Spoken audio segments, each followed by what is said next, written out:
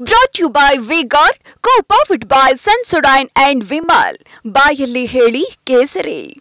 Associate sponsor Ultratech Cement. Co-sponsored by Saptagiri NPS University. ಇನ್ನು ಈ ಹಿಂದೆ ಕುದುರೆಮುಖ ಗಣಿಗಾರಿಕೆ ಅಕ್ರಮಕ್ಕೆ ಆಕ್ಷೇಪ ವ್ಯಕ್ತಪಡಿಸಿದ್ದ ಸಾರ್ವಜನಿಕ ಲೆಕ್ಕಪತ್ರ ಸಮಿತಿ ಈ ಹಿಂದೆ ಕುದುರೆಮುಖ ಗಣಿಗಾರಿಕೆ ಅಕ್ರಮ ಏನಿತ್ತು ಆಕ್ಷೇಪ ವ್ಯಕ್ತಪಡಿಸಿದಂತ ಸಾರ್ವಜನಿಕ ಲೆಕ್ಕಪತ್ರ ಸಮಿತಿ ಸರ್ಕಾರಿ ಅಧಿಕಾರಿಗಳ ವಿಳಂಬ ನೀತಿ ಬಗ್ಗೆ ಆಕ್ಷೇಪ 2007-8ರ ಅಂಕಿಅಂಶ ಪಿಎಸ್ಸಿ ವರದಿಯಲ್ಲಿ ಪ್ರಸ್ತಾಪ ಆಗಿದೆ. 340 ಹೆಕ್ಟೇರ್ ಅರಣ್ಯ ಪ್ರದೇಶ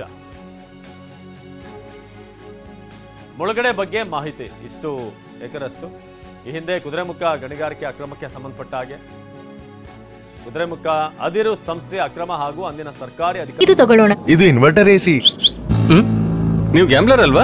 ಗ್ಯಾಮ್ಲರ್ ಜೂಜಾಡ್ತಿರಲ್ವಾ? ನೀವು ಜೂಜಾಡ್ತೀರಾ? ಇಲ್ಲ, ಯಾರು ಏನು ಹೇಳಿದ್ರು ಅಂತ ನೀನು ಎಷ್ಟು ಕಾಸ್ಟ್ಲಿ ಹಾಗೂ ಡೆಲಿಕೇಟ್ ಎಸಿ ತಗೊಂಡು ಸ್ಟೆಬಿಲೈಸರ್ ತಗೊಳ್ಳಿಲ್ಲ ಅಂದ್ರೆ ಇದು ಜೂಜಾಟ ತಾನೇ.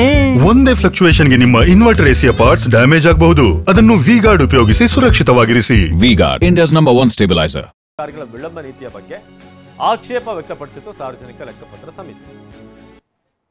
NGF ಇರಬಹುದು, ಈ ಒಂದು ಉದ್ಯಮಗಳಿಗೆ ನೂರಾರು ಬಸ್ಗಳ ಮುಖಾಂತರ ಆ ಒಂದು ಸಂಸ್ಥೆಯಲ್ಲಿ ಪ್ರಯಾಣಿಕೆಯನ್ನು ಏರ್ಪಾಡು ಮಾಡಿದ್ರು ನೌಕರರಿಗೆ.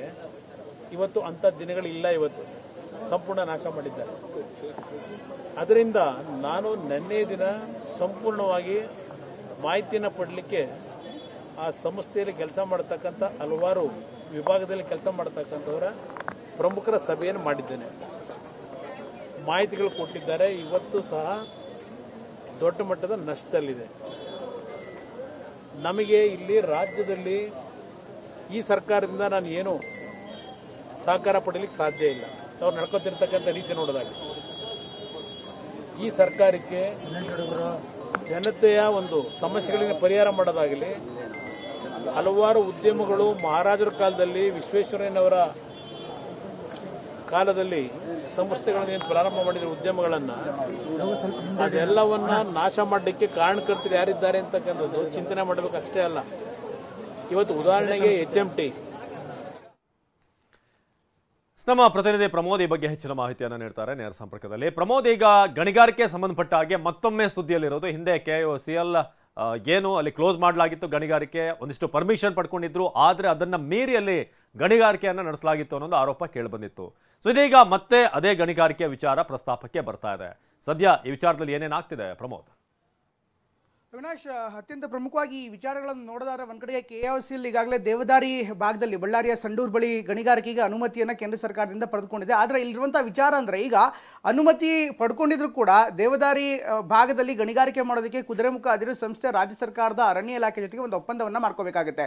ಒಪ್ಪಂದ ಏನಿರುತ್ತೆ, ಗಣಿಗಾರಿಕೆ ಅವಧಿ ಮುಗಿದ ಬಳಿಕ ಷರತ್ತುಬದ್ಧವಾಗಿ ಅದನ್ನು ವಾಪಸ್ ಕೊಡಬೇಕಾಗತ್ತೆ, ಸರ್ಕಾರದ ಭೂಮಿನ ವಾಪಸ್ ಕೊಡಬೇಕಾಗ, ಇದೆಲ್ಲವೂ ಕೂಡ ಪ್ರೋಸೆಸ್. ಆದರೆ ಈ ಹಿಂದೆಯೇ ಕೂಡ ಇವತ್ತು ಕುದುರೆಮುಖ ಅದಿರು ಸಂಸ್ಥೆ ಏನೆಲ್ಲ ಅಕ್ರಮಗಳನ್ನು ಮಾಡಿದೆ ಅಥವಾ ನಿಯಮವನ್ನು ಉಲ್ಲಂಘನೆ ಮಾಡಿದೆ ಅನ್ನುವಂಥ ಕಾರಣವನ್ನು ನೋಡಿ ಇವತ್ತು ಒಪ್ಪಂದ ಮಾಡಿಕೊಳ್ಳೋದಕ್ಕೆ ರಾಜ್ಯ ಸರ್ಕಾರ ಮುಂದಾಗ್ತಾ ಇಲ್ಲ ದೇವದಾರಿ ಭಾಗದಲ್ಲಿ. ಹಾಗಾದರೆ ಒಪ್ಪಂದ ಏನು ಮಾಡ್ಕೊಂಡಿತ್ತು ಅಥವಾ ನಿಯಮಗಳನ್ನು ಏನು ಉಲ್ಲಂಘನೆ ಆಗಿತ್ತು ಕುದುರೆಮುಖ ಭಾಗದಲ್ಲಿ ಅನ್ನೋದನ್ನು ನೋಡೋದಾದರೆ, ಈಗಾಗಲೇ ಸಾರ್ವಜನಿಕ ಲೆಕ್ಕಪತ್ರ ಸ್ಥಾಯಿ ಸಮಿತಿ ಏನಿದೆ ಅದೆಲ್ಲವೂ ಕೂಡ ಕೆಲವೊಂದಿಷ್ಟು ಅಂಶಗಳನ್ನ ಬಳಕೆ ತರ್ತಾ ಇದೆ. ಹಿಂದೆ 2007-2008ರಲ್ಲೇ ಕುದುರೆಮುಖ ಅದಿರು ಸಂಸ್ಥೆ ಭಾಗದಲ್ಲಿ ಸುಮಾರು 340 ಹೆಕ್ಟೇರ್ ಅಷ್ಟು ಅರಣ್ಯ ಭೂಮಿ ಮುಳುಗಡೆ ಆಗಿದೆ. ಇದಕ್ಕೆ ಪ್ರಮುಖವಾದಂಥ ಕಾರಣ ಅಕ್ರಮವಾಗಿ ಆ ಭಾಗದಲ್ಲಿದ್ದಂಥ ಆಣೆಕಟ್ಟನ್ನು ಅದಿರು ಸಂಸ್ಥೆ ಏನಿದೆ ಅದು ಎತ್ತರವನ್ನು ಮಾಡಿತ್ತು.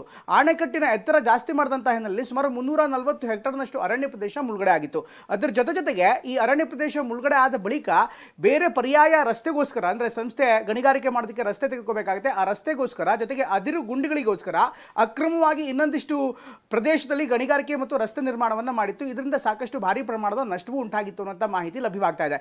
ಜೊತೆಗೆ ಇದಕ್ಕೆ ಸಂಬಂಧಪಟ್ಟಂತೆ ಸುಮಾರು 134 ಕೋಟಿ ರೂಪಾಯಿಗಿಂತ ಹೆಚ್ಚು ಮೊತ್ತವನ್ನು ದಂಡದ ರೂಪದಲ್ಲಿ ವಿಧಿಸಿದ್ರೂ ಕೂಡ ಸರ್ಕಾರಿ ಅಧಿಕಾರಿಗಳ ವಿಳಂಬ ನೀತಿಯಿಂದ ಅಂತಿಮವಾಗಿ ಅದಿರು ಸಂಸ್ಥೆಗೆ ಲಾಭವಾಯಿತು ಅನ್ನುವಂಥ ಅಬ್ಸರ್ವೇಷನ್ ಈ ಲೆಕ್ಕಪತ್ರ ಸ್ಥಾಯಿ ಸಮಿತಿ ಮಾಡ್ತಾ ಇದೆ. ಹೀಗಾಗಿ ಈ ಎಲ್ಲ ಕಾರಣಗಳಿದೆ. ವಿಶೇಷವಾಗಿ ಹಿಂದೆ ಅದಿರು ಸಂಸ್ಥೆ ಏನು ನಿಯಮಗಳನ್ನು ಉಲ್ಲಂಘನೆ ಮಾಡಿತ್ತು, ಅಂದರೆ ಒಪ್ಪಂದ ಮಾಡ್ಕೊಂಡಿದ್ರು ಕೂಡ ನಿಯಮವನ್ನು ಉಲ್ಲಂಘನೆ ಮಾಡಿತ್ತು. ಈಗ ಅದೇ ವಿಚಾರಗಳು ಯಾಕೆ ಮುನ್ನೆಲೆಗೆ ಬಂದಿದೆ ಅಂದರೆ, ಈಗಾಗಲೇ ಅನುಮತಿ ಕೊಟ್ಟಿರುವಂತಹ ಹಿನ್ನೆಲೆಯಲ್ಲಿ ದೇವದಾರು ಭಾಗ ಏನಿದೆ ಆ ಭಾಗದಲ್ಲಿ ಮತ್ತೆ ಅದಿರು ಶುರುವಾದರೆ ಅಥವಾ ಗಣಿಗಾರಿಕೆ ಶುರು ಆದರೆ ಆ ಸಂದರ್ಭದಲ್ಲಿ ಸಾಕಷ್ಟು ಸಮಸ್ಯೆ ಆಗುತ್ತೆ.